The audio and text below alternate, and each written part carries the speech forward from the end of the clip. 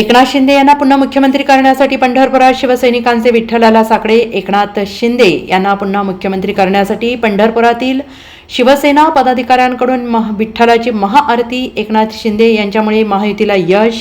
महायुतीने एकनाथ शिंदे आणि लाडकी बहीण योजना समोर ठेवून निवडणूक लढवली अशी कार्यकर्त्यांनी भावना व्यक्त करत विठ्ठलाला घातले साकडे। महाराष्ट्राच्या मुख्यमंत्रीपदी माननीय एकनाथजी शिंदे साहेब यांची पुन्हा एकदा निवड व्हावी यासाठी आम्ही आपले महाराष्ट्राचं आराध्य दैवत श्री विठ्ठल रुक्मिणी यांना आज दूध दही दुधाचा अभिषेक करून महाआरती केलेली आहे व विठ्ठलाला साकडं घातलेलं आहे। ज्या पद्धतीने